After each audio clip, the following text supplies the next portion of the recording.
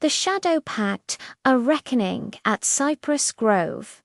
The unthinkable decree. The air in Colleton County was thick with more than just the usual southern humidity in the spring of 1841. It was thick with scandal. Silas Rutledge, a man whose ambition forever nipped at the heels of his modest station, had done the unthinkable.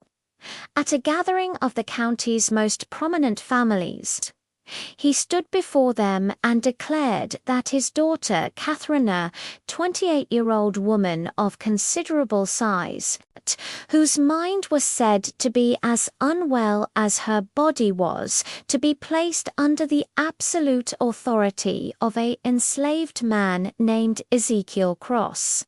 This was not to be a medical arrangement or a temporary measure.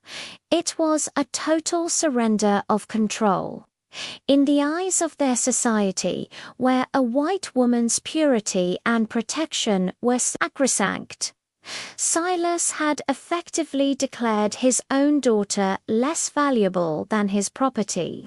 The whispers that followed were not of sympathy, but of horrified fascination. They thought they understood the depth of Silas's shame. They had no idea they were witnessing the first move in a much darker game. By November, the whispers had turned to screams.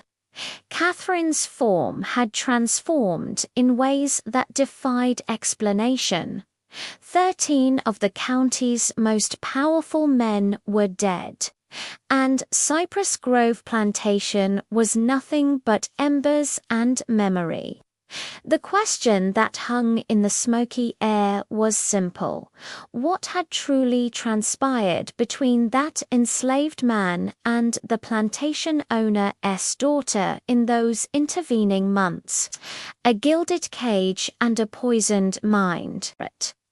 Cypress Grove was not the grandest plantation in South Carolina, but it was Silas Rutledge's entire world. He was a gaunt man, carved from worry and obsession, his hair having surrendered its color long before its time.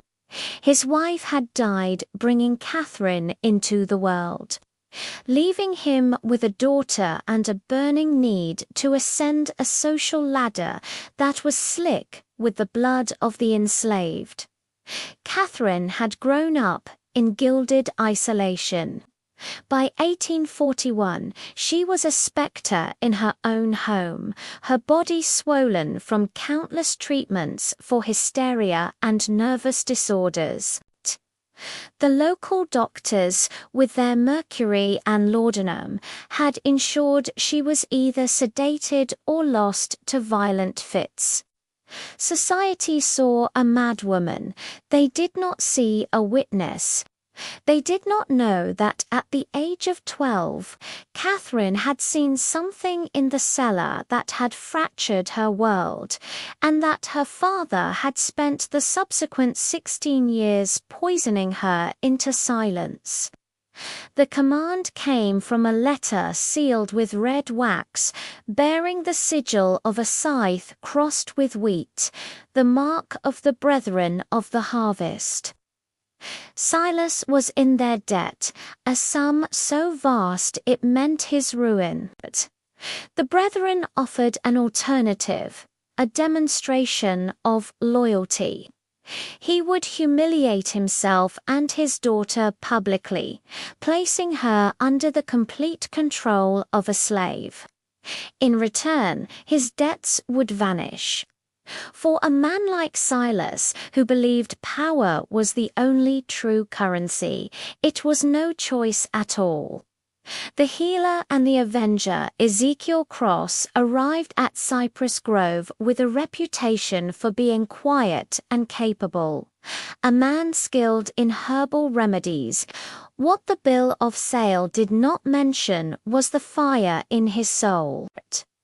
He was a tall man, his frame hard from a life of labor, but his eyes held an unnerving, direct intelligence.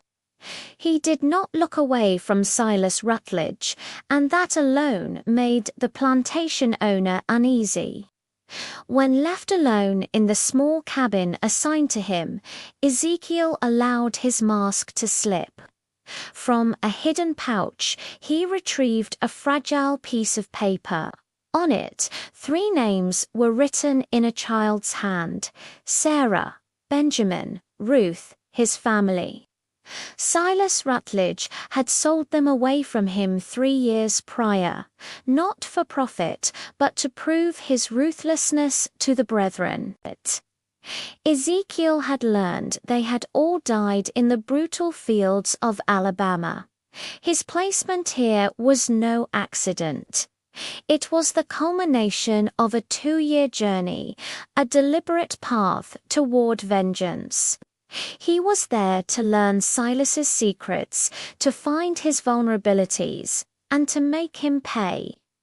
An alliance forged in Rage Catherine's room was a tomb, smelling of sickness and despair.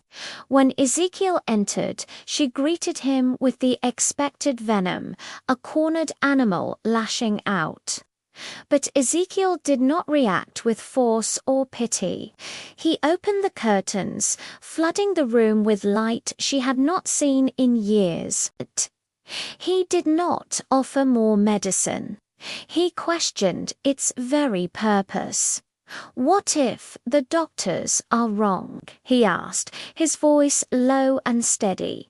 "What if your father has been ensuring you never become well enough to speak of what you saw?"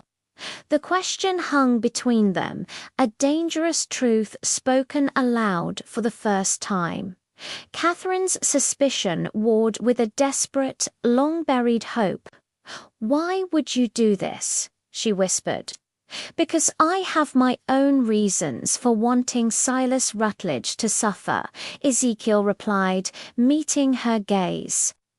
"He sold my family to their deaths. The best way to make him suffer is to return to him a daughter who is sane enough to remember everything and strong. Enough to speak of it." In that dim room, an alliance was forged. Catherine was not a victim to be saved, but a partner in vengeance. "I want them all dead," she said, her voice chillingly clear. "Every man who stood in that cellar, and when it is over, you will help me die. I cannot live with these memories." Ezekiel agreed. The pact was sealed. The unraveling. Under Ezekiel's care, Catherine's transformation began.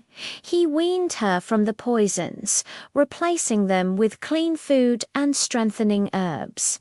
The process was agonizing, but through the fever and the shakes, her mind began to clear.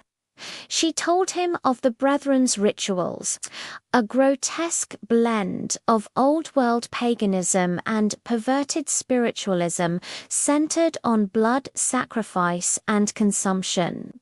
She showed him her hidden journals, a coded record of her father's atrocities.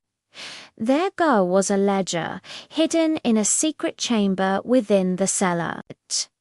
It contained 40 years of evidence, documenting every ritual and every participant, binding them all in shared guilt. But Silas was not a fool. He had anticipated his daughter's resilience. When they descended into the cellar on a night he was supposed to be away, he was waiting for them, surrounded by his brethren. Faced with death, Silas made Ezekiel a twisted offer.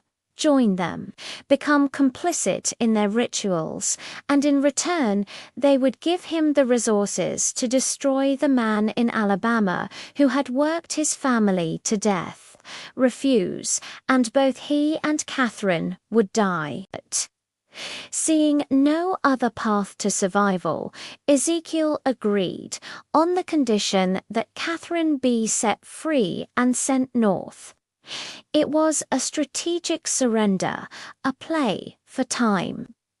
As Catherine was taken away, their eyes met one last time a silent promise that this was not the end. The reckoning for 3 weeks, Ezekiel played his part, a model of subdued obedience. But he was planning. When the night of his initiation arrived, he was brought to the candlelit cellar. The brethren, clad in black robes, presented their test, a young, enslaved woman bound to the altar. Ezekiel was to make the first cut. He took the knife. The brethren watched, their chants rising. And then Ezekiel moved. The blade did not touch the woman. It found the throat of the nearest brethren member. In the chaos that erupted, Ezekiel became a storm of vengeance, fighting with a ferocity born of immeasurable loss. He freed the woman and sent her fleeing upstairs, turning to face the remaining men alone. But he was not alone. Catherine had never left. She had been moving through the slave quarters, weaving a network of rage. The enslaved people of Cypress Grove and its neighbors, whose families had been torn apart by the brethren, answered her call. Armed with scythes and axes, they flooded the cellar, a tide of long overdue justice. The brethren, men of paper and privilege, were swept away. Silas, in a final, desperate act, grabbed Catherine, a knife to her throat. "Do it," she dared him, her voice ice. "It changes nothing. You have already lost." She broke his hold, and Ezekiel was there. The 2 men who had destroyed each other's lives stood face to face. "You took everything from me," Ezekiel said. "Please," Silas begged, the word pathetic on his lips. Ezekiel's response was final. "No mercy. Not for you. Not ever." Ashes and echoes when it was done. They made a choice. The ledger was not evidence that would bring legal justice. It was a death warrant. In a world built on their subjugation, true justice was a secret thing. They burned it, or the cellar, the ledger, the bodies, making it look like a tragic accident. The official story would be that Silas Rutledge and 12 esteemed gentlemen had perished in a fire. Catherine Rutledge was presumed dead within the flames. As the sun rose over the smouldering ruins of Cypress Grove, the 2 architects of its destruction parted ways. Ezekiel headed north to disappear and perhaps help others escape the system that had enslaved him. Catherine, using money she had secretly taken, went her own way, vowing to write down the truth and hide it where it might be found one day, when the world was ready to hear it. They never saw each other again.